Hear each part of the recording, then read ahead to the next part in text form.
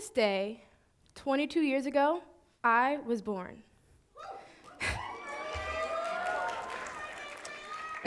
Now, a baby typically takes 9 months to develop, yet I took that as a challenge. Eager to make my entrance into the world, I came out 2 months early, weighing a mere 3 pounds. My mother and I barely made it through. And unfortunately, this isn't a story of overcoming obstacles and adversity since my birth, but it's a story that too many Black women are aware of. The CDC reports that Black women are 3 times more as likely to die due to pregnancy-related outcomes than white women. I mean, consider figures such as Serena Williams or even Beyoncé during their pregnancies. Regardless of their status, due to their identities, they are subjected to inadequate care due to the systematic biases in the healthcare system that disproportionately impact Black women in the United States. I am living proof of just one of too many examples outlining how prevalent racism, sexism, and various other isms and forms of discrimination that are in our systems and society today. Making our past crucial to understand where we are today, our present, and where we are headed, our future. Now, let's take a step back and consider a pothole. If you're from Michigan, you should be all too familiar with them. A pothole starts as this small crack in the surface, seemingly insignificant. And with time, it grows. It expands its reach into a multitude of directions. Then it creates this deeply embedded hole, this problem impacting everything in its path. When we think about systemic issues and social injustices, we have to think at them at those initial cracks. Yet instead of repairing or addressing their mere existence, they've become these deeply ingrained foundational issues. These side effects that are more present than ever. They're deeply rooted in our healthcare, our education systems, employment, the address you live in. I mean, everything is very intentional and very interconnected. These discriminatory beliefs and ideologies you see behind me are deeply rooted in all those systems and more. And it creates this sense of individualism, that if I'm not directly impacted by these issues, they're not my problem. It's in my rear view. And in this fast-paced society, we're forced to see these issues in isolation. And it creates this separation.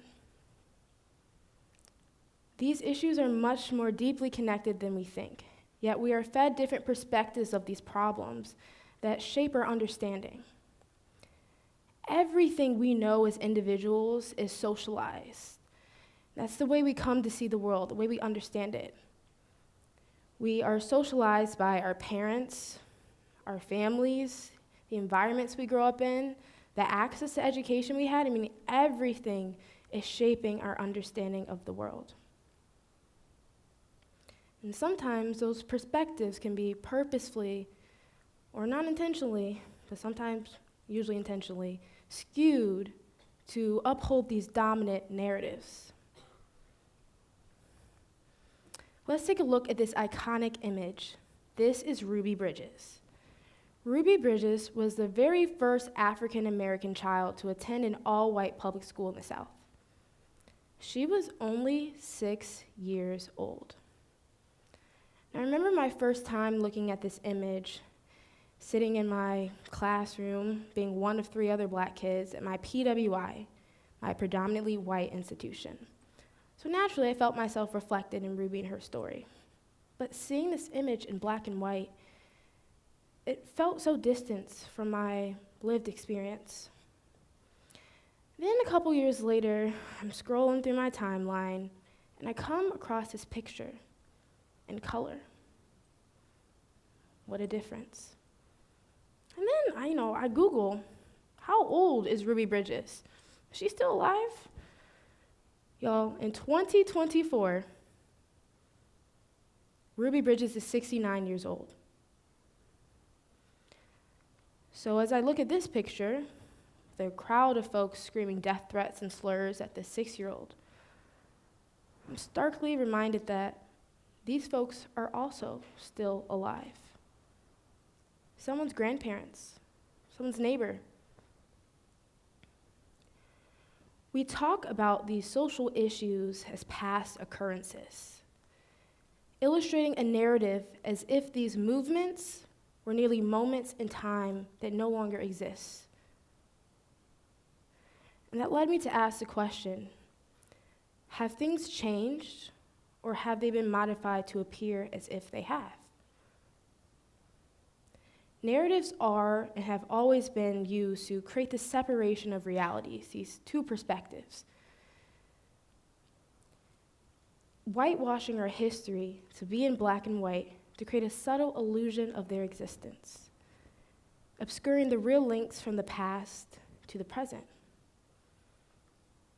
Think back during the large waves of Black Lives Matter protests across the nation in 2020, calling for justice for Breonna Taylor, George Floyd, Elijah McClain, among too many others, may they rest in power.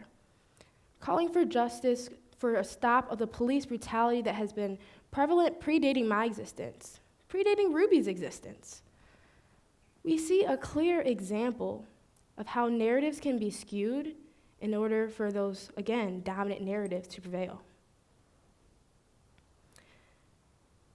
The U.S. Crisis Monitor reports on political violence and protests across the globe. They did a study that found that 93% of these protests weren't inherently violent.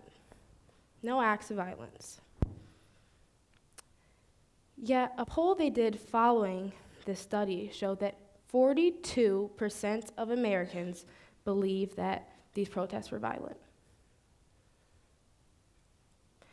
That 42% took on these narratives and perspectives that they thought was the truth due to the media's misrepresentation and bias. See, from the language that we use to frame the past and the present, our media that we are consuming, our textbooks, it again all frames our perspective of these issues, of the world. And this very separation of realities fuels our implicit biases. Implicit biases are unconscious beliefs and attitudes that you hold that you aren't subconsciously aware of, but they manifest through your actions and behaviors. And we all have implicit biases. And oftentimes we get so afraid to be labeled as racist, sexist, homophobic, ableist. But I hate to break it to you all. No one is immune from these biased ideologies. I'm not immune. It's deeply ingrained in our systems and our society. And it takes actively, intentionally, not only being aware, but taking action to unlearn how that has manifested internally and externally. It is crucial to understand how these narratives have shaped our understanding, not only ourselves, but everyone around us. But that's a choice. I remember working at my grandmother's pool a couple summers ago, and my boss comes up to me, and she happens to be white, that's relevant to the story, and she asked me about the critical race theory. That's quite literally the study of race critically in classrooms, acknowledging the real history. She asked me my opinions. Regardless of whatever I said, she responds with, "I don't want my child to feel bad for being white. That I also go through struggles, so why are my lived experiences any different? You know, the past is in the past. That has no bearing on where we are today." And that is privilege. That idea of choice, to opt out of my lived experience because it's more convenient, because you're able to. I mean, based on the multitude of identities that we hold, that carries different levels of privilege. And let's be perfectly clear, no one should feel bad for any identity that they hold, whether that's being white, a man, straight. We don't get to choose these identities. But we do get to choose what that means in the context of our existence and sit with that. Kimberly Crenshaw bridges these ideas together with this term of intersectionality. It's the way that our social identities hold unique experiences that are deeply intertwined into systems of oppression and discrimination. And all of these different factors and how we've been socialized and how we've grown up contributes to where we are today. Not only do we have to understand how these larger systems and ideologies have shaped our understanding of things like race, gender identity, and sexuality, we have to understand how those things have shaped us to our core. When we are aware, we start to unravel the threads of why things are the way that they are. They're a lot more intentional than we know, as we've seen.